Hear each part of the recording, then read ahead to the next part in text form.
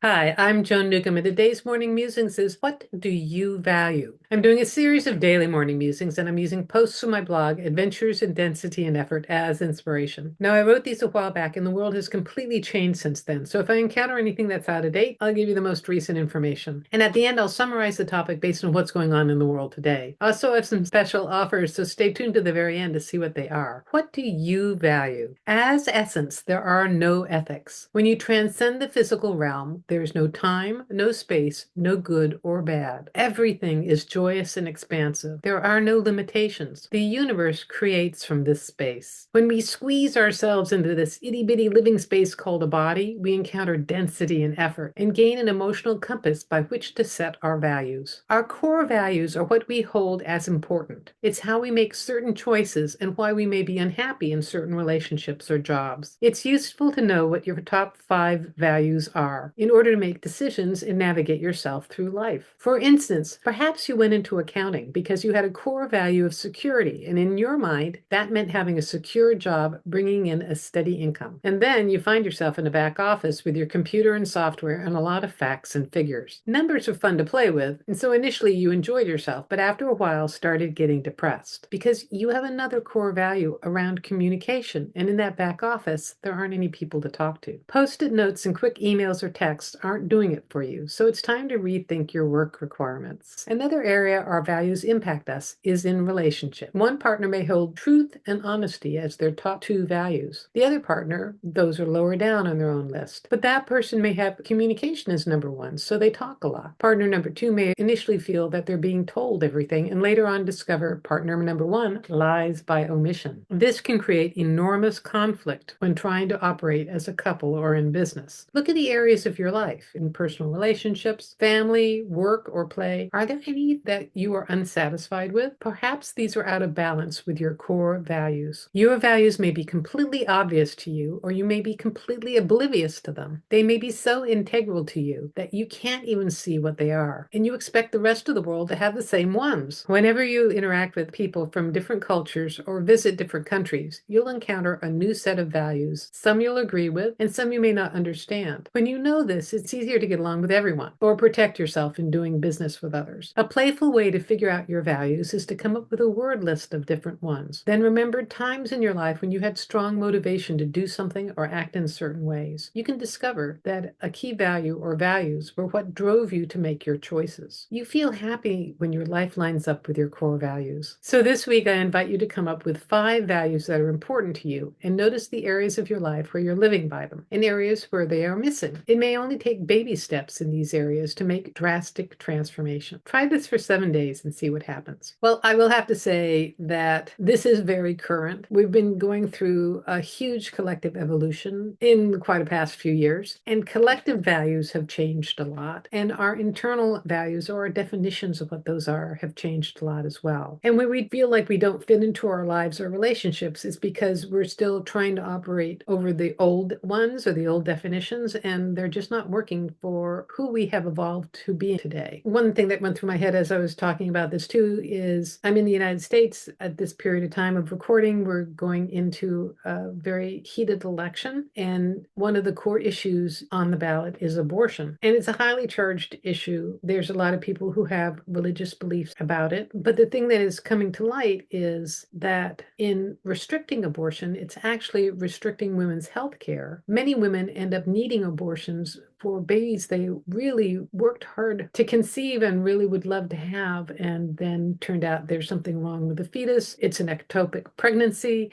It's something that is threatening the mother's lives. And these draconian laws in places are leading women to actually die in the parking lot of hospitals. And I think about this because I have a cousin who's very anti-abortion because she has this sort of fairy tale idea that, oh, you can just give it up for adoption. You can't give something up for adoption if it hasn't developed a brain, or it's going to die within seconds of coming out. And I think about for myself, I've always thought, well, if I was pregnant, I wouldn't choose to abort it, but I wouldn't restrict anybody else's choice. And that's one way for me operating within my values. I'm 65 now, so there's really no chance of me becoming a biblical Sarah.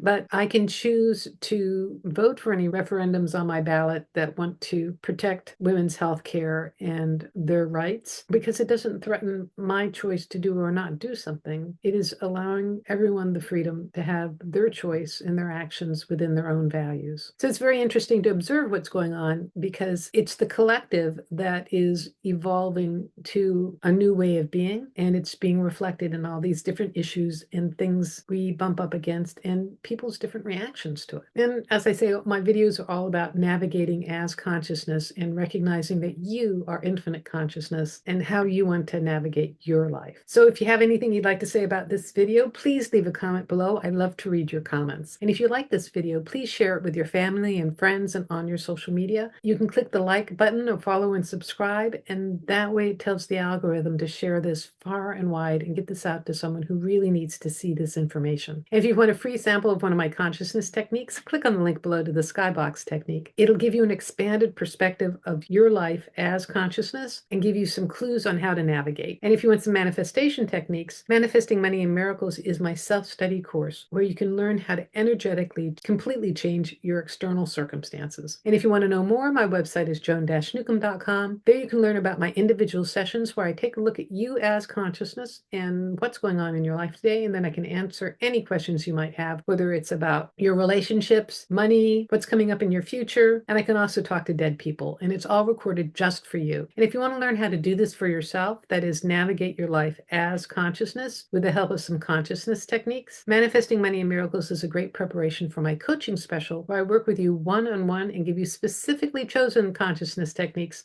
so that you can transform your life. So go to my website, joan-newcomb.com, and I'll see you tomorrow in another Morning Musings.